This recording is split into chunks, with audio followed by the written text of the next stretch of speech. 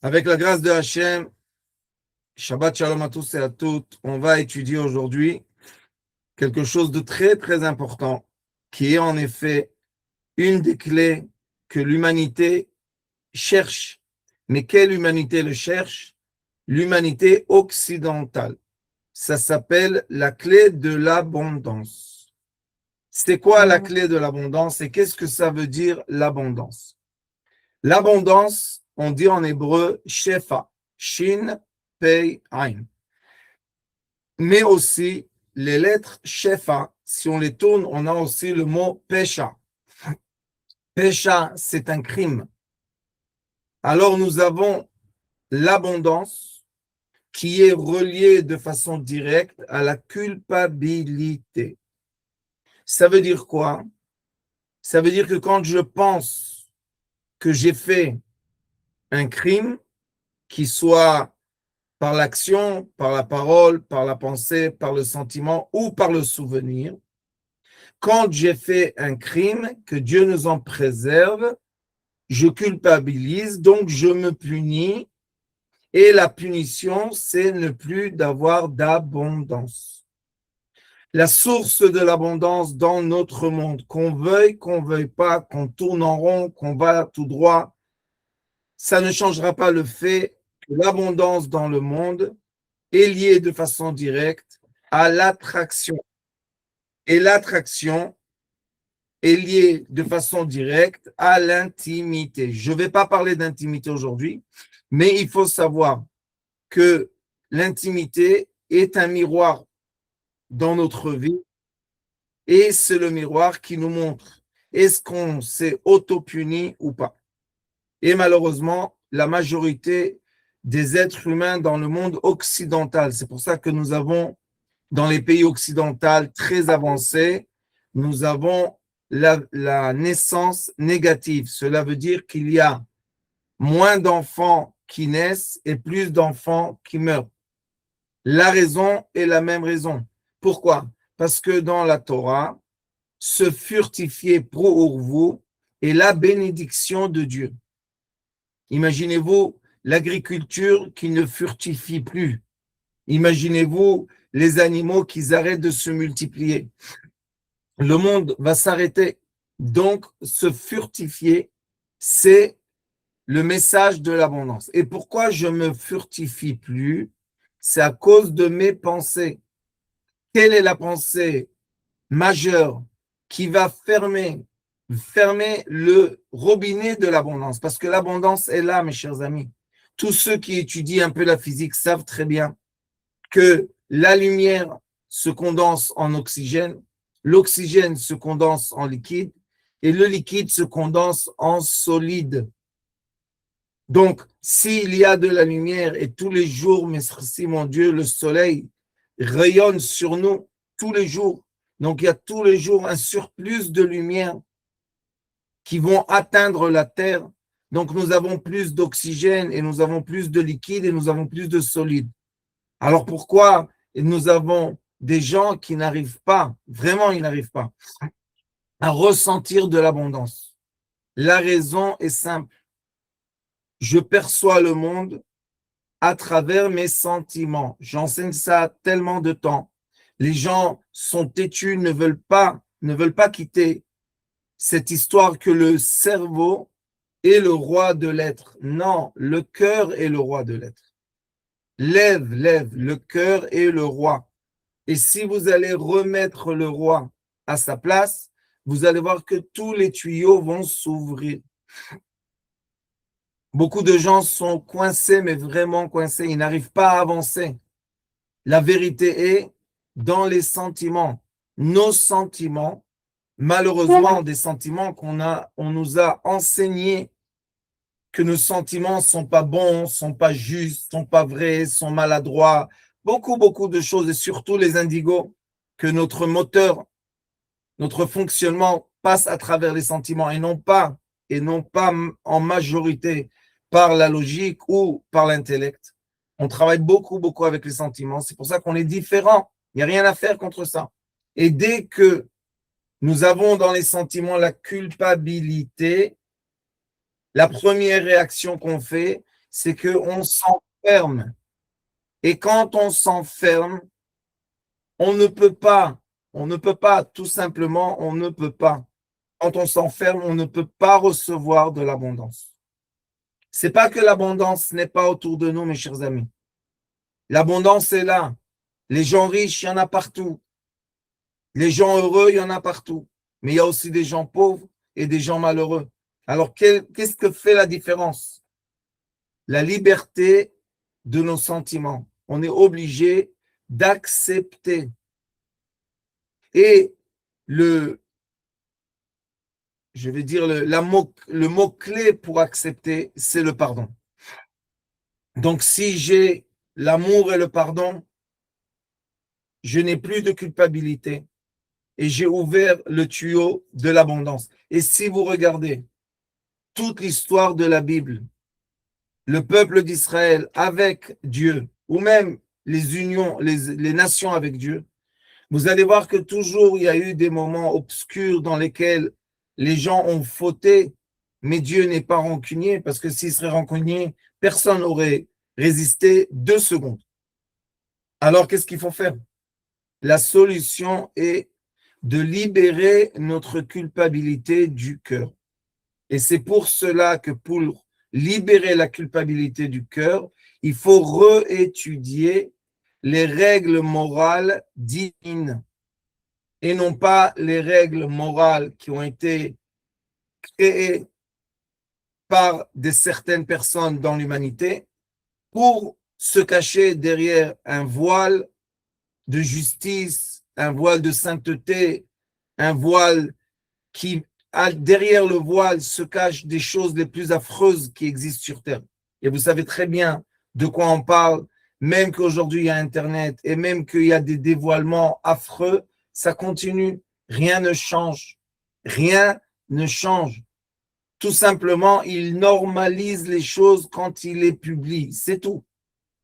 Et comme on a l'habitude des atrocités, quand il est publié, ça ne nous fait plus rien du tout. Donc, si on veut retourner à une vie sainte, à une vie bien, on doit être capable de aimer l'être humain qu'on est. Chacun avec ses défauts et chacun avec ses qualités. Parce que la différence que nous avons entre nos défauts et nos qualités, c'est ce qu'on appelle en énergie le potentiel. Le potentiel, c'est la différence entre le côté positif et le côté négatif. Et plus nous avons des différences, et plus nous avons un potentiel.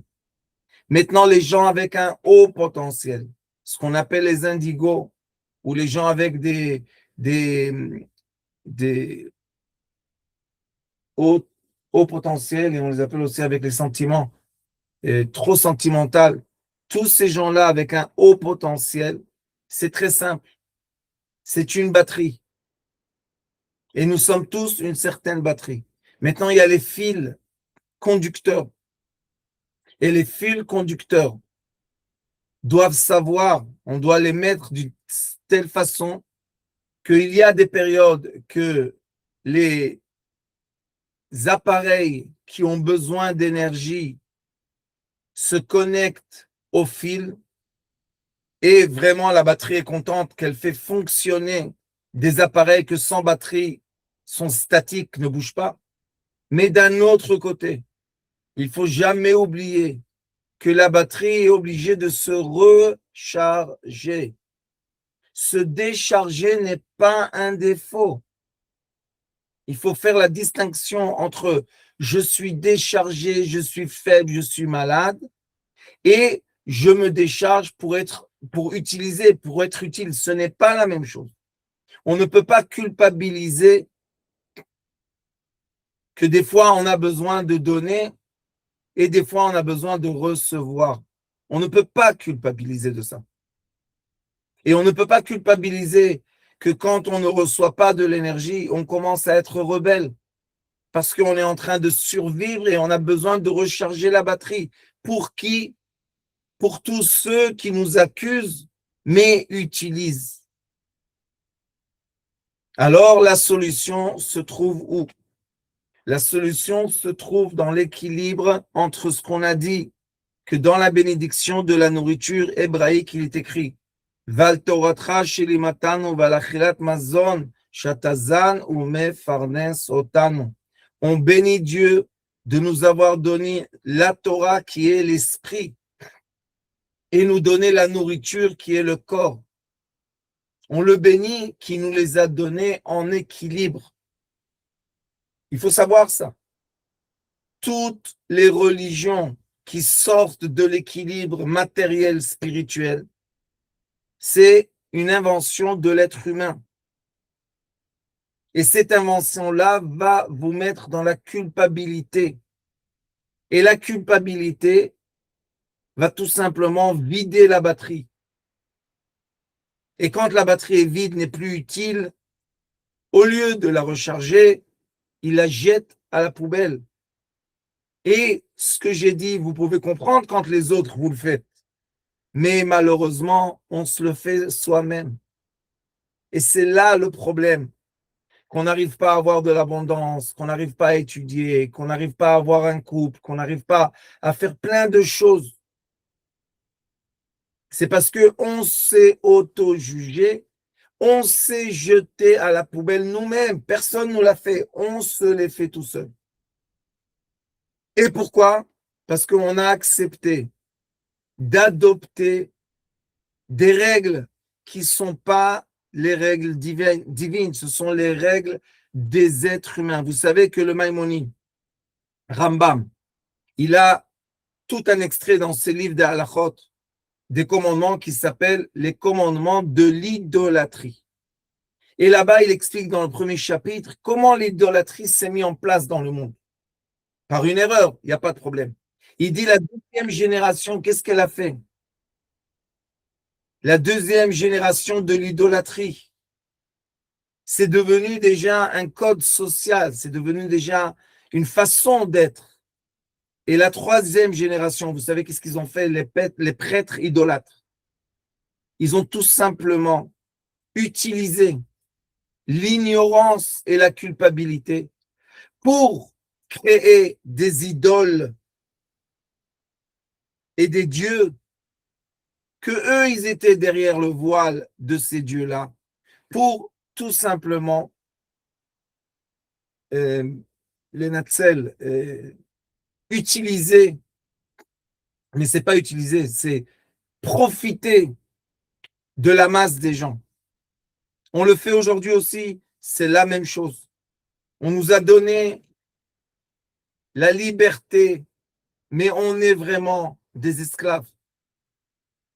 On nous a donné le savoir illimité, mais on est esclave parce qu'on ne sait plus rien. On a perdu les vraies bases de la vie. Et c'est pour ça qu'on culpabilise, parce qu'on veut nous référencier avec des choses qui ne sont pas humaines. Ce n'est pas humain. Pour être un être humain, il faut retourner à la source et à la base de celui qui a créé l'être humain. Il n'a pas créé des robots, il n'a pas créé, et si vous voulez des anges, il en a des anges. Et si vous voulez des démons, il en a des démons, ne vous inquiétez pas. Il nous a mis dans une situation entre la terre et le ciel pour qu'on puisse équilibrer. Et le point d'équilibre s'appelle la chakra du soleil. Et dans la Kabbalah, ça s'appelle Tiferet. C'est le point d'équilibre. Il est là juste au-dessus de notre cœur. Donc, je sais que ce n'est pas facile parce que la majorité de nous, on a eu cette habitude de toujours culpabiliser. On n'est jamais assez bien, on n'est jamais assez gentil. On n'a jamais fait vraiment tout ce qu'on aurait pu faire. Ce sont des paroles inutiles et dangereuses. Parce que ce sont des paroles qui vont nous parler avec un langage d'humanité parfaite. Donc, on ne va pas être contre ces paroles. Mais la vérité de ces paroles, c'est quoi?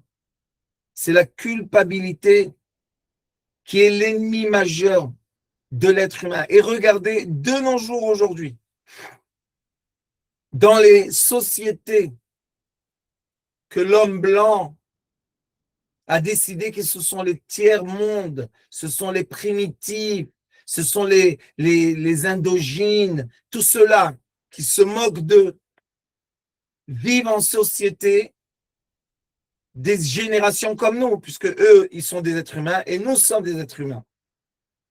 Pas de police, pas d'armée, pas d'hôpital. Ils vivent. Pourquoi? Parce qu'ils ont la permission d'être un être humain. Et nous, on nous a interdit à la masse, à la population, on a l'interdiction d'être des êtres humains. Vous allez travailler, mais vous allez payer les impôts. Tout ce que vous allez travailler dur, si vous voulez avoir de l'argent pour vous, vous êtes obligé de voler le système. Sinon, vous n'allez pas avoir de l'argent pour vous. Vous comprenez un peu le système comme il est malade? Et comme on commence à culpabiliser parce qu'on a eu de l'argent qui n'est pas légal, qui a décidé c'est quoi la loi, on ne sait pas, mais l'argent qui n'est pas légal, au même moment qu'on a touché une pièce qui n'est pas légale, ça y est, on culpabilise, on a peur, on commence à se cacher de qui? De nous-mêmes. On n'a plus confiance en personne autour de nous, mais on a des pièces d'or. Vous imaginez un peu? On vous enseigne dans les écoles, va vers l'argent parce que l'argent, c'est le roi des idolâtres. Mais quand tu en as, cache-toi, fais attention, enferme-toi. Tu es illégal. Vous imaginez un peu? Et comme ça, je peux vous montrer que Dieu nous en préserve. Dans l'intimité, le même problème exactement. L'intimité est interdite. Ceux qui font des choses, c'est pas moral. Tac, tac, tac, tac, tac. Et d'un autre côté, la prostitution, mais c'est de la folie. C'est de la folie. Comment les États permettent de plus en plus de sites de prostitution d'enfants. Ils ont choisi, ils ont voulu les âges de mariage, l'âge du mariage. Regardez dans l'Union européenne, 22 ans, 23 ans légal, en Israël 18, mais l'âge de la prostitution, des rapports intimes, il y a des pays que c'est 12 ans. Alors pourquoi me marier, c'est interdit, mais avoir des rapports intimes, c'est permis? Qu'est-ce qu'il y a là? Qu'est-ce que c'est ça? Ça, c'est pour culpabiliser l'humanité. Et maintenant, après qu'ils ont bien culpabilisé l'humanité, et on est tous des coupables, et on est tous des gens pas bien, et on est tous des voleurs, et on est tous des gens, je ne sais pas comment ça s'appelle, les gens qui ont des intimités pas bien, et on a tous des mauvaises midotes, et on n'est jamais parfait, et personne de nous vraiment aime Dieu. Mensonge. Tout ça, c'est du mensonge, mais bien habillé, avec des très beaux voiles de tissu, de soie, avec des couleurs magnifiques, avec des orchestres incroyables, avec de AI, AI, IA, je ne sais pas comment on va appeler en français, qui va vous faire les images les plus incroyables du monde. Mais on reste seul dans des tout petits appartements derrière un écran. Vous avez compris? Ça, c'est le piège. Mais si on veut vraiment reprendre la vie, reprendre le rythme de la vie, reprendre le goût de la vie, je vous donne un conseil et j'espère que vous allez le suivre. C'est un conseil de vie. Chacun de nous, chacun, prenez une petite assiette, allez au magasin, achetez des céréales. Vous savez, pois chiches, et toutes ces petites choses-là, ces petits grains sympathiques. Et commencez à les faire germer. Normalement, naturellement, ils doivent germer avec de l'eau, non? C'est comme ça que ça commence. Mais vous savez que c'est depuis le Covid, ils ont enfin dévoilé qu'ils créent des céréales qui ne germent pas. il crée des fruits sans pépins. Et on est très content de les manger parce que le pépin, ça me dérange quand je mange. C'est pas agréable. Je veux pas le pépin. Eh bien, enlève-le. Non, je préfère acheter un fruit sans pépins. Vous savez qu'est-ce qu'on mange? On mange de la nourriture qui ne peut pas furtifier. Si j'ai mangé moi-même de la nourriture qui ne furtifie pas, dans mon esprit, je me suis bloqué de furtifier moi-même. Alors pourquoi je pleure que je n'ai pas de l'abondance? Vous imaginez ce que je dis? De la pastèque sans aucun pépin. Comment l'année prochaine il y a des nouvelles pastèques? Comment c'est possible? Des raisins, ça fait des années. Il n'y a pas de pépins. Alors comment cette vigne donne du raisin? Comment je peux replanter? Tu ne peux pas replanter. Des tomates, des concombres, sans possibilité de se reproduire. Nous, les gouvernements, nous, les idolâtres, nous, on a la seule permission de créer de la nourriture. C'est nous. Et en Amérique, ils ne peuvent pas semer ce qu'ils veulent pour vendre. Dans votre jardin, vous faites ce que vous voulez. Mais pour vendre, ils ne peuvent pas. Vous savez qu'en France, il y a un certain monsieur que je ne me rappelle plus son nom. Ça fait 35 ans qu'il se bat avec ce phénomène. Il dit, vous ne comprenez pas. Les plantes, c'est quelque chose de naturel. Alors, vous savez ce qu'il fait? Il a des champs, je crois qu'il a 10, 12 hectares. Il fait grandir des légumes et il ne vend pas le légume. Il vend les grains. Incroyable. Il dit, réveillez-vous. Et il a raison. Mais nous, dans les campagnes, vous venez dans les endroits des campagnards, vous savez, ceux qui ne sont pas rentrés dans le moule de la culpabilité et de la folie de l'argent. Ils vous donnent des grains tous les ans. Une partie de ce qu'ils mangent, ils replantent et tous les ans, ils ont leur nourriture tout le temps. Et maintenant, après qu'ils ont développé la IA, regardez les derniers rapports. Ils disent qu'ils vont mettre au chômage des centaines de millions de gens dans le monde. Vous comprenez un peu? C'est combien d'années cette IA-là? Combien d'années? Combien d'années le public utilise? 3, 4, 5?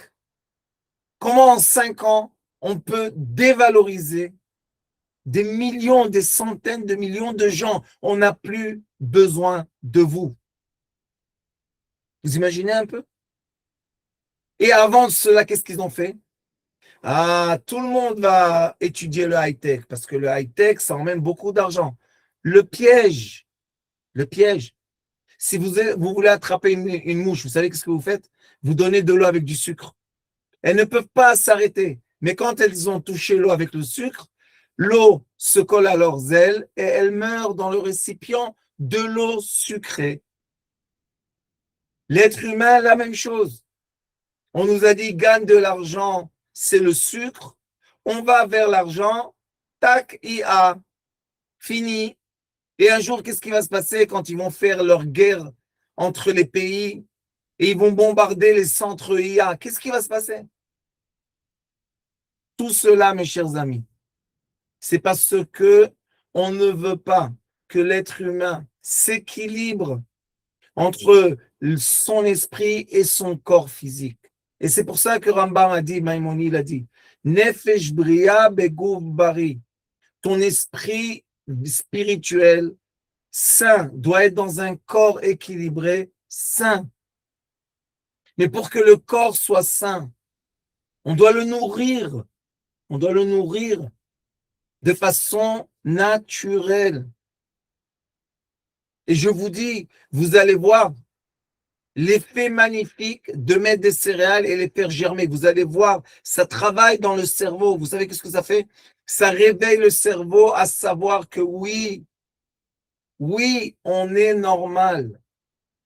Je ne sais pas si vous avez vu déjà, mais je vous propose de voir un grain germé. Vous savez qu'est-ce qui se passe au début? Il se gonfle de l'eau. Il absorbe de l'eau. Et puis après, il moisit un peu. il se gonfle, il moisit, et à un certain moment, quand est-ce qu'il germe? Il s'éclate en deux. Et de cette séparation sort la tige. Quand vous allez voir ça dans vos yeux et vous allez comprendre que c'est normal, vous allez arrêter de vous culpabiliser, que des fois vous vous êtes un peu trop gonflé. On sait, moi, pas vous, moi. On s'est un peu trop gonflé. On a un peu moisi. Et on a eu des séparations. On a eu un côté positif, un côté négatif. Mais à la fin, on a grandi. On est devenu un arbre. Et cet arbre-là qu'on est devenu, le fruit qu'il va donner, on espère, vraiment on espère, qu'il ait dedans un pépin qui puisse passer le même processus. Pour lui aussi un jour devenir un arbre fruitier. C'est ce qu'on veut. Alors pourquoi, quand on gonfle, on nous accuse d'avoir trop d'orgueil? Vous connaissez des gens adolescents qui n'ont pas besoin de gonfler un peu pour grandir? Vous connaissez ces gens-là? Ils sont malades, les pauvres. On a tous besoin de gonfler un peu quand on est adolescent. On a tous besoin de passer l'éclat, la séparation de quoi? Quand on a le mauvais penchant et un jour, à l'adolescence, arrive le bon penchant. C'est quoi? C'est le moment que le grain, tac, s'est divisé en deux. Mais quand il s'est divisé en deux, on commence à pousser et sortir la tige qui va devenir un légume ou un grand arbre. C'est normal. C'est normal. Alors, qu'est-ce qu'on fait? Pour que tous les arbres soient stériles et qu'on soit les seuls qui profitent, eh bien, au début, quand c'est des grains, on va les modifier. On va leur dire que se gonfler, c'est pas bien, mais on va vous mettre dans l'eau. Ne gonfle pas. Tu es dans l'eau, tu gonfles pas. C'est possible? C'est impossible. Mais on les met dans l'eau et on leur dit ne gonfle pas. Donc déjà, ça va pas. Et puis après, quand ils ont le bien comme le mal, oh là là, les règles de culpabilité s'imposent sur chacun de nous. Et après, on veut qu'un arbre pousse. Je rigole pas, mais regardez l'humanité. C'est incroyable, il y a des peuples entiers qui vont disparaître, c'est fini.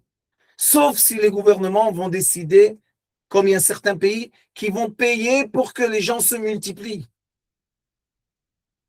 Vous savez ce qu'ils vont faire? Ils vont payer, ils vont dire, comme il y a des pays, ils disent, si tu as 5 enfants, je te donne, je sais pas moi, 10 000 euros par mois.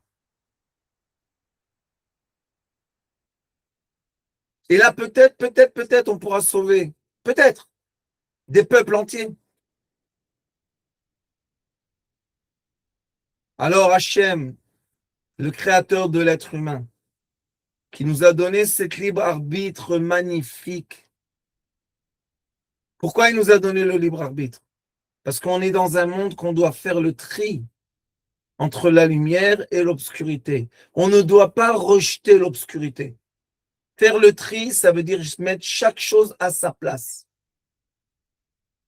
Mais quand tout est mélangé, quand tout est embrouillé, quand on parle d'une chose et d'une autre, de l'inverse et à l'endroit, et on ne comprend plus rien du tout, ça s'appelle Tohu Vavohu. C'est ce qu'il y avait au début de la création, quand tout était mélangé, personne ne voyait, il n'y avait personne encore, mais rien n'était clair. Alors qu'est-ce qu'il a fait le Créateur? Il a mis de la clarté dans la création. Et comment était cette clarté? Dieu a dit, la lumière sera et la lumière était. C'est pas pour rien qu'on enseigne la thérapie lumière.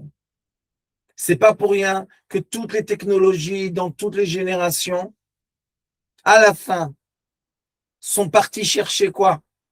Le fonctionnement de la lumière. Qu'est-ce qui se passe dans les lumières? C'est pas pour rien qu'on dit que l'âme, c'est une lumière. Et dans le monde des lumières à Lionel, Baruch Hashem, il y a tellement de degrés, tellement de choses à étudier. Mais ce n'est plus l'étude matérielle, c'est une étude illuminée, lumineuse. Et ce qui est le plus beau, c'est que tout est en miroir. Tout ce qui se passe dans le dernier des atomes se passe grâce à la lumière.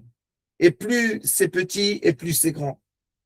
Baruch Hashem. Alors, dit Rabbi Chaim Vital, Ubesachar ze, c'est quoi le mérite de l'équilibre de l'être humain, de l'acceptation? Incroyable, incroyable. Si une des personnes qui entendent ces cours accepte que être équilibré, c'est le point de vie, je vous dis, c'est pas moi. L'abondance ne s'arrêtera pas. Est-ce que quand on promet l'abondance, on promet de la richesse matérielle? Non. L'abondance veut dire le bien-être. Je suis heureux. C'est l'abondance. L'abondance, c'est pas j'ai 1 million, parce que quand j'ai 1 million, je veux 10. Quand j'ai 10, je veux 100. Quand j'ai 100, je veux 1 milliard. Quand j'ai 1 milliard, je veux plus rien du tout. Non, ça, c'est pas de l'abondance. Ça, c'est de la folie. L'abondance, c'est si j'ai 1 ou 10 ou 100 ou 1000 ou 100 000 ou 10 000 ou je ne sais pas quoi, je suis heureux. Je n'ai pas de haine ni vis-à-vis des autres, ni vis-à-vis de moi-même. Ça, c'est l'abondance. Donc, il faut remettre les termes dans leur place naturelle et non pas accepter la déformation occidentale des Romains. C'est les Romains qui ont fait tout ça. Les êtres romains. Pourquoi? Parce qu'ils voulaient maîtriser le monde. Ils ont réussi, regardez, ça fait plus que 2000 ans qu'ils ont la maîtrise sur la majorité du monde. Bravo! Mais quel monde? Où est la joie? Où est le bien-être? Où est tout ça? Et ils ont camouflé tout ça dans quoi? Dans un voile qui s'appelle croire en Dieu. C'est magnifique. Je pense que on est tous des croyants. Parce qu'on a tous en nous la lumière divine de Dieu. Donc on est tous connectés, il n'y a pas de problème. On ne doit pas m'expliquer que j'ai des parents parce que sans les parents, je ne peux pas vivre. Mais qu'est-ce qu'ils nous disent? Non, non, non, la technologie peut créer un enfant sans avoir un père et une mère. C'est un mensonge. Mais plus on va voir des films comme ça et on va entendre des laboratoires dire j'ai réussi, blablabla, bla, bla, bla, bla. Un jour, un être humain va se dire, mais moi, j'ai pas de père et de mère. Ne pas avoir un père, ne pas avoir une mère, dans l'équilibre, ça s'appelle être orphelin. Dans le monde du mensonge, ça veut dire être quelqu'un qui doit donner compte à personne. Donc, je deviens immoral. Mais quand j'ai un père et une mère de la famille, des gens autour de moi, un mari, une femme, quand je suis dans une société, je dois prendre compte de la société qui m'entoure. Donc, je vais être moral. Quelle moralité on veut comme société? La moralité qui a été inventée par l'être humain et on voit les fruits, ils sont stériles, ou bien la moralité divine, qu'on voit les fruits qui furtifs tout le temps, tous les ans, les périodes de l'année. Vous savez, quand ils disent qu'ils modifient la clim, c'est pas une blague. Modifier la clim veut dire on ne veut plus être dans le cycle naturel. Mais le cycle naturel, on en a besoin. Notre corps physique a besoin des moments de chaleur, des moments tièdes et des moments de froid. On en a besoin. C'est bien pour notre corps physique. Alors, quand il fait froid, on va en vacances où il fait chaud. Quand il fait chaud, on va en vacances où il fait froid.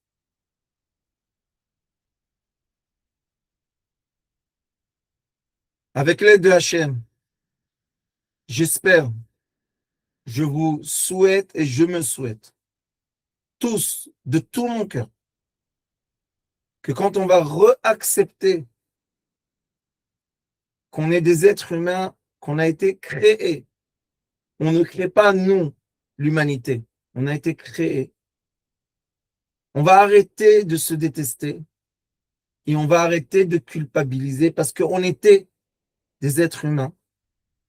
Et c'est comme ça qu'on va arrêter de détester des groupes entiers et de leur donner une sensation de culpabilité. Des groupes entiers, des nations entières sont détestées.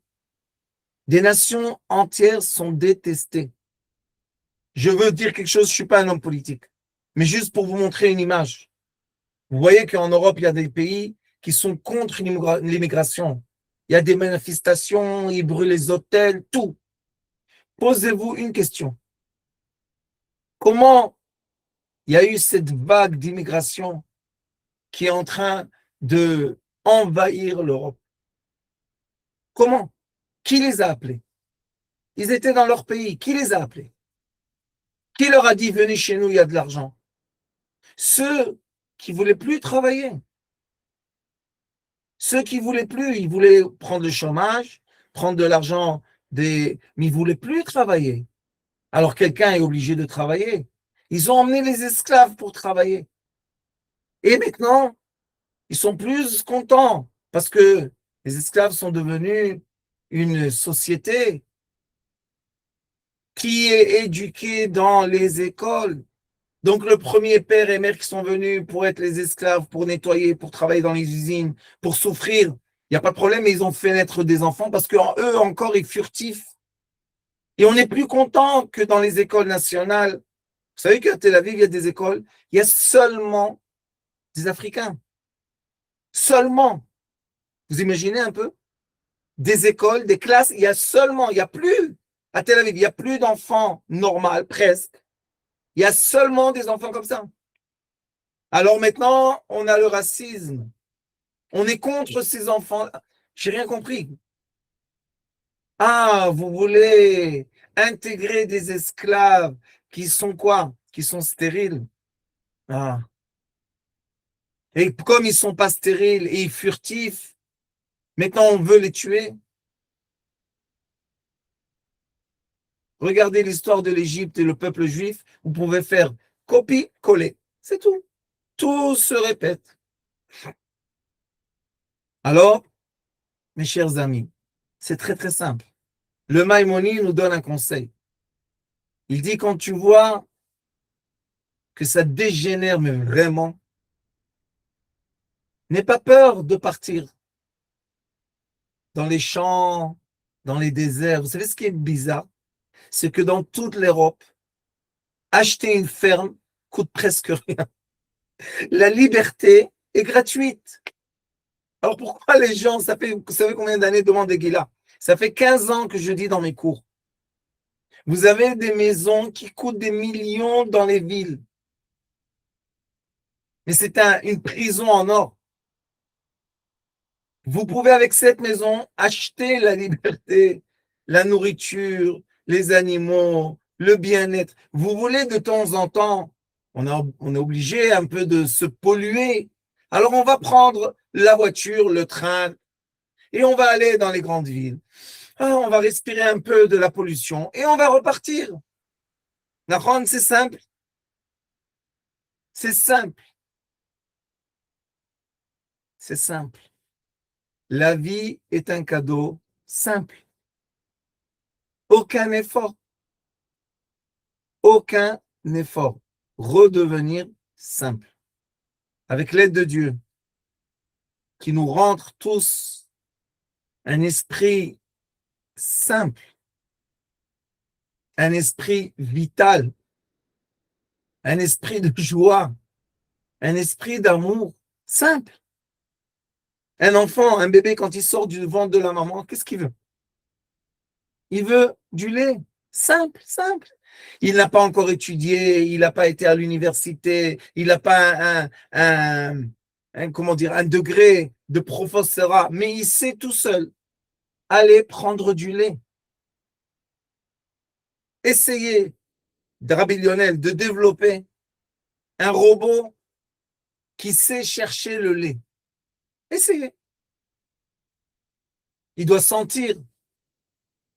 Mais c'est des odeurs qui ne sont pas des odeurs que les robots peuvent sentir encore. Tout le problème du sens de l'odorat est très difficile à développer dans la technologie. Très, très, très, très difficile. Alors, un petit bébé est beaucoup plus intelligent qu'une ville entière d'ordinateurs. C'est la vie. Alors qu'on redevienne des petits bébés, qu'on re-rentre dans la vie saine et amoureuse. Et c'est comme ça qu'on pourra, si on arrête de se culpabiliser, on pourra arrêter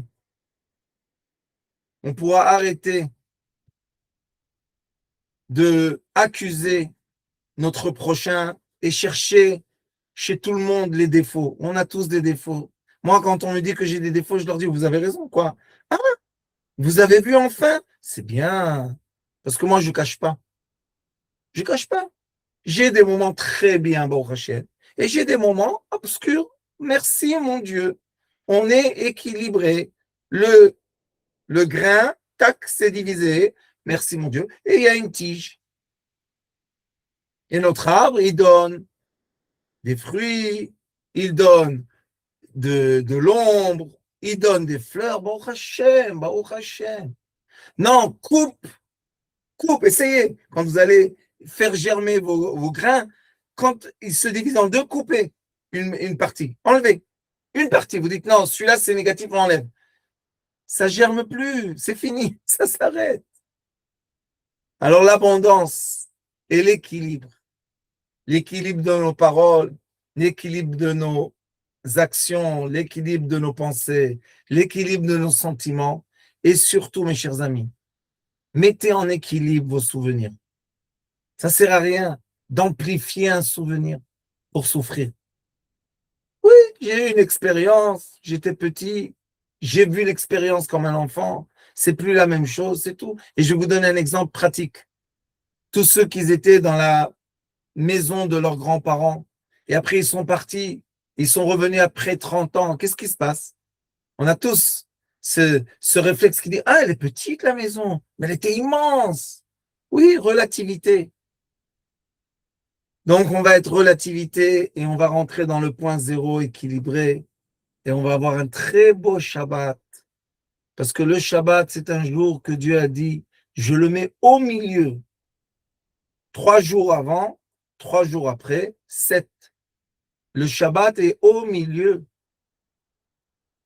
C'est lui qui prend les 3 jours d'avant, il les équilibre pour se recharger, pour redonner 3 jours, pour recharger, pour redonner, pour recharger, pour redonner. C'est un cycle magnifique d'abondance. Toda rabba à tous et à toutes. Que Dieu vous bénisse.